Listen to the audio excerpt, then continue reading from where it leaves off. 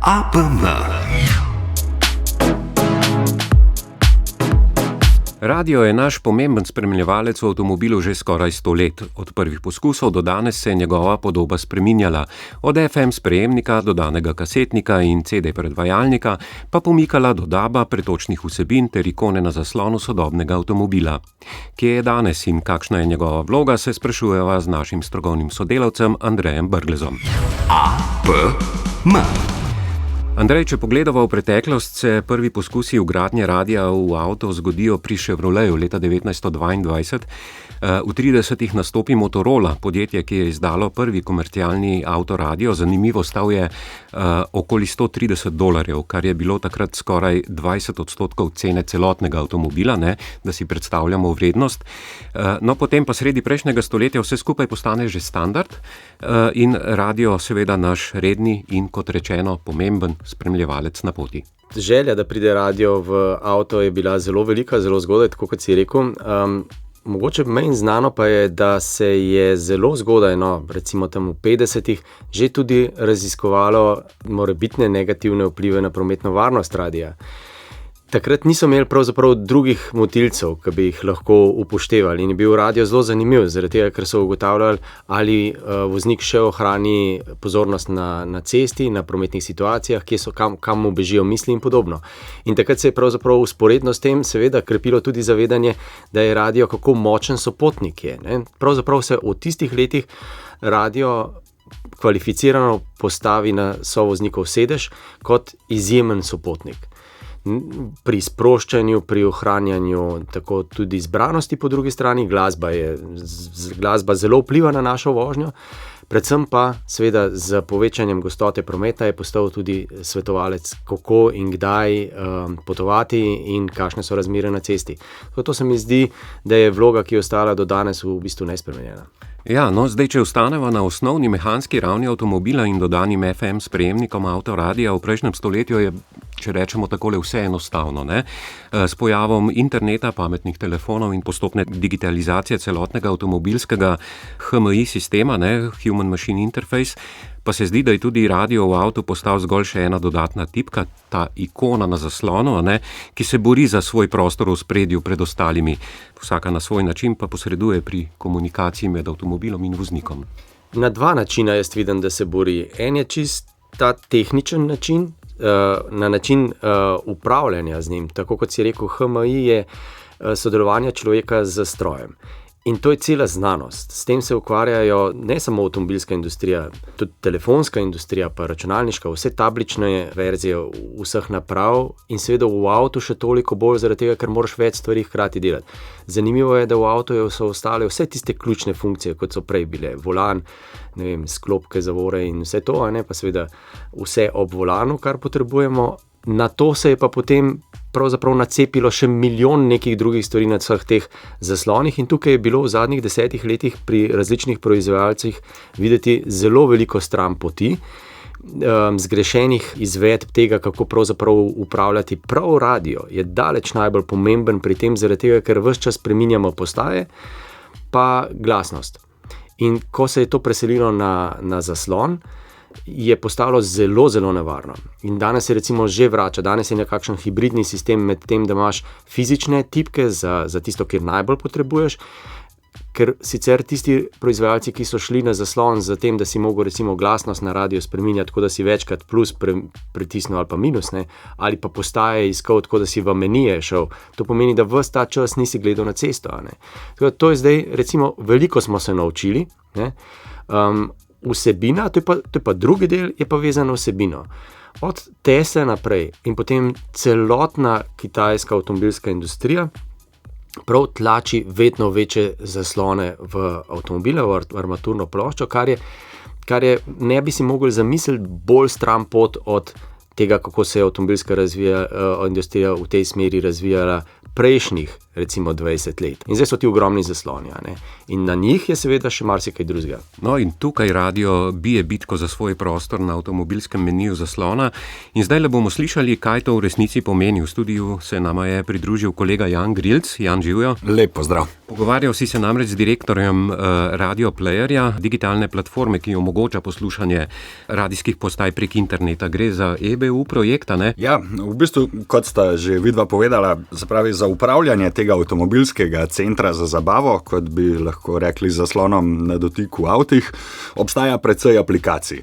In Radio Player se od drugih razlikuje po tem, da ga razvijajo radijske hiše. Se pravi, gre za to, da so se javne in zasebne radijske hiše povezale, da bi same razvile aplikacijo, ki bi jim zagotovila nekako neodvisnost od drugih radiju v bistvu ne tako naklonjenih operacijskih sistemov.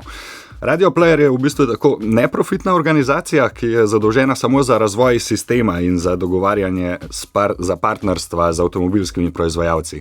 No in temu v bistvu poskušajo ponuditi neko tako celostno platformo, ki deluje globalno in pa B proizvajalcem odvzame del stroškov za razvoj svojih rešitev. Se pravi, da avtomobilskim podjetjem ni treba razvijati svojih operacijskih sistemov. In hkrati radijskim postajam nekako nudijo platformo za dobro uporabniško izkušnjo poslušanja audio vsebin. Naj bodo zdaj to linearni radijski programi ali pa recimo podcasti in vsebine na zahtevo. No, kot si povedal, Boris, govoril sem z direktorjem Radio Playerja, to je Francoz in bivši radijski voditelj. Jana Legarsona sem najprej vprašal, če ljudje sploh še hočejo poslušati radio v avtu. Yeah, of course. 90% of the audio consumption in the car is still made with linear radio. Seveda, kar 90% poslušanja zvoka v avtu je še vedno klasični, linearni radio. Imamo partnerstva s 17 avtomobilskimi znankami in vse pravijo isto. Radio ostaja srce armaturne plošče. Če je radio preprost za uporabo, ponuja najboljšo kakovost zvoka in najboljšo vsebino, potem bo ostal v središču. Linearni radio je živ in še naprej raste. Ob tem pa moramo skrbeti tudi za vsebino na zahtevo. Podcaste in oddaje za nazaj. Postajajo priljubljeni tudi v avtomobilih, vendar niso vedno dostopni, ker potrebujejo povezljiv avto ali telefon. Misija Radio Playerja je zato ponuditi najboljšo radijsko vsebino v živo in na zahtevo. And I think it's part of the Radio Player mission to highlight the best radio content whenever they are live or on demand. Na svetu seveda obstaja več aplikacij, ki tekmujejo za svoje mesto v avtomobilih in za najboljšo ponudbo vsebin, ki bodo uporabnikom privlačne in bodo zadovoljile njihove potrebe v hitro spreminjajoči se notranjosti avtomobila. V čem je Radio Player poseben? I think it's the core of our solution because Radio Player is a solution owned by the broadcaster directly. Ključ našega sistema je sodelovanje z izdajatelji. Radio Player je v lasti izdajateljev. V Veliki Britaniji ga imajo v lasti BBC in komercialne postaje, tudi drugje je enako. Javni servis in komercialne postaje skupaj. Tako imamo neposreden dostop do najboljše vsebine in kakovostnega zvoka. Ker smo uradni in zakoniti partner, je to pomembno tudi za avtomobilske proizvajalce. Tehnološko pa uporabljamo hibridni radio. Sproti primerjamo kakovost zvoka iz različnih virov, DAB+, FM in IP, ter izberemo najboljšo možno glede na lokacijo avtomobila.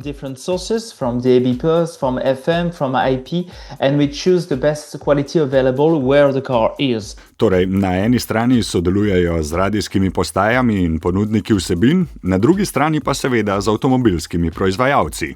Ti imajo seveda svoje interese in pričakovanja. Today, as I told you, we have partnership with 17 brands. We are working with something like 55% of the brands in Europe and outside Europe. Proizvajalci avtomobilov od nas pričakujejo predvsem 3 stvari. Najprej kakovost zvoka in metapodatkov, kot so naslovi skladb, slike izvajalcev, logotipi postaj in podobno. Potem pričakujejo uradno vsebino, torej pravice izdajateljev. Tretja stvar pa je globalna pokritost. Že delujemo v 27 državah Evrope ter v Kanadi, Združenih državah, Braziliji, na Kitajskem, Japonskem in drugod. To jim omogoča eno samo tehnično integracijo, ki povsod po svetu deluje enako. It's really important for the car makers to have just one technical integration. Radio player je dostopen na vseh različicah elektronskih naprav, aplikacija deluje na telefonih, računalnikih, televizijah, a najpomembnejši jim je prav avtomobil. 40% poslušanja radia v Evropi še vedno poteka v avtomobilih. Temu prilagajajo tudi tehnično infrastrukturo, ki deluje v ozadju. So we invest a lot of money in what we call the backend. So it's clearly the technical infrastructure. So now you have exactly the same quality. Veliko vlagamo v tako imenovano tehnično infrastrukturo, ki omogoča enako kakovost povsod po svetu. Vanjo vgrajujemo tudi umetno inteligenco za iskanje, priporočila in možnost rasti. Trenutno imamo 4,3 milijona avtomobilov z našim sistemom. Do leta 2029 jih bo že 29 milijonov. Zato mora biti sistem pripravljen na rast. Radio je v avtomobilu še vedno ključen, a se mora razvijati. Večji zasloni prinašajo priložnosti, denimo bogate metapodatke, slike izvajalcev, biografije ali koncerte, hkrati pa tudi nevarnosti novo konkurenco, kot so aplikacije z video in igrami. Zato moramo narediti radio ponovno privlačen, dodati interaktivne funkcije, igre, glasovno upravljanje. That's why it's really important to make radio cool again, so with new features. Takole torej direktor Radio Playerja, ki poudarja, da sta ključna pri radiu v avtu danes kakovost zvoka, globalna pokritost in opremljenost z metapodatki, kot si poudari tudi ti, Jan, ne? In to je pravzaprav tudi ta prihodnost, ne? Ki nas čaka v tej interaktivnosti bivanja in potovanja z avtomobilom. Ne moramo spregledati, s tem, ko je prišel telefon v avto, se je vse spremenilo, ne? In to je to, kar je govoril tvoj sogovornik, ne? Da je treba ustvariti najbolj privlačno ikono, ki se bo umestila na najbolj vidno mesto na zaslonu. Ne?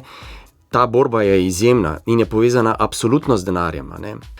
Vzporedno s tem se mi zdi pa nekaj drugega nujno povedati, da radio kot tak, ne, v avtu se sploh ne bi smel po drugi strani bati za preživetje, zato ker je živ, ali pa za podcasti, ampak predvsem v avtu bo izjemna dodana vrednost v prihodnosti, ne glede na to, kakšno ikono bo imel. Samo če ne bo imel ikono, jo bomo mogli bolj iskati, pa si jo boš mogel namestiti sam, da ga boš ves čas poslušal. Ne? Ampak sicer pa lokalne novice, sveže novice, nekaj recimo v avtomobilski industriji zdaj tudi vidimo, da ljudje že ChatGPT uporabljajo na ta način ali pa kjerkoli drugo mestnik, da rečejo, daj mi povej, kakšne so danes novice. Ne sam, daj mi povej, ne vem, koliko časa potrebujem iz Kranja do Ljubljane danes. Ne? Se pravi, ljudje bojo to, in to že zdaj uporabljajo to, da se to da beležiti.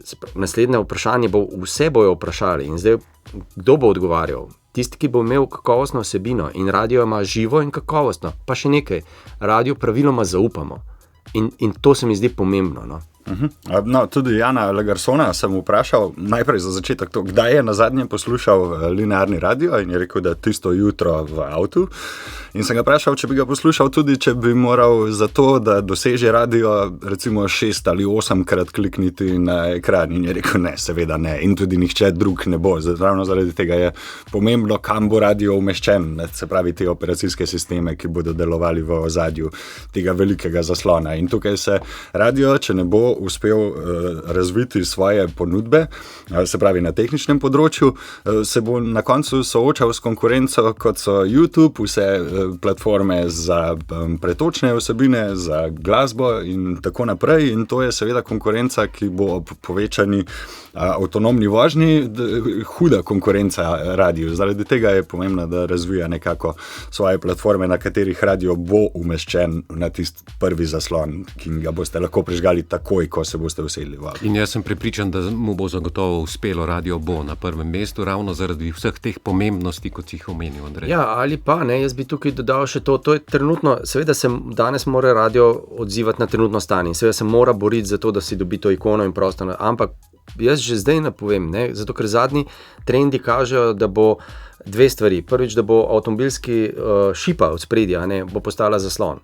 Cela ta ogromna površina, ne, in po kateri boš ti lahko potem zbiral vsebine. Ampak ne glede na, tudi če ne bo to jutri, že danes je jasno, da bo v avtu glasovno upravljanje in pogovarjanje vse, ti noš več tipkov. Zasloni bojo velika, ampak pogovarjali se bomo, ker je to človeško najlažje in sicer in tako naprej. In tam bo prav, sem prepričan človek v avtu, ko se bo usedel, bi rekel, radio bi poslušal. Potem je pa seveda tukaj naprej katerega pa, ne? In boš rekel Val 202. Ne? Novi Peugeot 3008 je eden tistih modelov, pri katerih Peugeot stavi na drzno obliko in digitalni kabinski oder, ter pri tem ne pozabi na praktičnost. 520-litrski prtljažnik ostaja, zadnja klop je deljiva 40-20-40, medosje pa meri skoraj 2,74 metra. Platforma je pripravljena tudi za električni 3008. Še vedno je to križanec in ne pravi terenec. A kaj je danes še pravi terenec, je tako in tako lahko povsem posebna tema. Na cesti je lahkoten, natančen in odlično zvočno in vibracijsko zadušen, na zaslonih pa nas razveseli slovenščina. Prenovljeni 1,2-litrski motor s 100 kW moči in 48-voltni blagi hibrid ter 6-stopenjski avtomatizirani EDCT menjalnik z dvojno sklopko so temeljni gradniki hibridnega 3008. Elektromotor pomaga pri nižjih vrtljajih in lahko samostojno požene avto pri nizkih hitrostih. Vklop pa zna biti pri zaviranju nekoliko sunkovit. Poraba na testu 6 litrov in morda še kakšen deciliter na prevoženih 100 km. Kar zadeva vozne lastnosti in udobje, bi rekli, da je podvozje uravnoteženo, volan natančen, sedeža velika, ogrevana in udobna. Pri varnostnih dodatkih nas zmoti doplačilo za razširjen paket asistenc. Lahko torej zaključimo, da je Peugeotjev model 3008 hibrid 136 EDCT atraktiven, energetsko učinkovit in prostorsko zelo uporaben družinski avto z realno porabo okoli 6 litrov in zrelim občutkom za volanom. Pelje se dobro, tudi motor je dovolj učinkovit. Ko smo že pri tem, lahko spomnimo, da model 5008 stoji na enaki osnovi, a z občutno povečanim prostorom v drugi vrsti in možnostjo namestitve 6. in 7. sedeža. Tam pa se že upravičeno sprašujemo, če je enak motor dovolj zmogljiv za avtomobil, ki je večji in težji.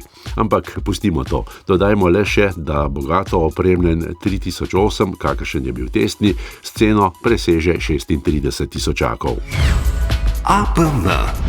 Še o novostih. Renault 4, pri nas znan kot Katrca, je dobil novo življenje v električni obliki. Novi Renault 4 E-Tech je daljši in prostornejši od Renaulta 5, v dolžino meri skoraj 4,2 metra in ponuja prostorno kabino ter prtljažnik. Na voljo sta bateriji s kapaciteto 40 in 52 kWh, motor pa razvije 90 oziroma 110 kW moči. Doseg znaša do 400 km, polnjenje na enosmernem toku pa poteka z močjo do 100 kW. Slovenski trg je avtomobil pozdravil s precej nostalgije, saj je bila Katrca tudi v naših krajih eden najbolj priljubljenih avtomobilov prejšnjega stoletja. Pri promociji nove ne bodo skrivali, da bodo pri prodaji zaigrali tudi na ta čustva kupcev. Kot zanimivost naj povemo, da je ena izmed Katrc takoj stopila v službo domovine. Na predstavitvi nove Katre so namreč predali ključe ene policistom, ki bodo novo električno štirico testirali 24 mesecev. Torej pozor na novo Katrco v modro-belih barvah. APM. Pred dnevi je tudi Hyundai pripeljal na naš trg novinca, ki pa je precej večji od Renaultjevega. Gre za povsem novi električni SUV Ioniq 9, 7-sedežnik s 506 cm dolžine, ki stavi na prostornost in napredno tehnologijo, pa vsaj malo tudi na futuristično eleganten videz. Dnevna soba na kolesih je s posebnim sistemom za dušenje zvoka s ceste še dodatno zvočno izolirana. Nasploh je Ioniq 9 v vseh pogledih izjemno tehnološko napreden. Kupci bodo lahko izbirali med različico 160 kW motorjem ali dvema AVD, prvo s 66 kW spredaj in 160 kW zadaj in drugo z dvema 157 kW motorjema.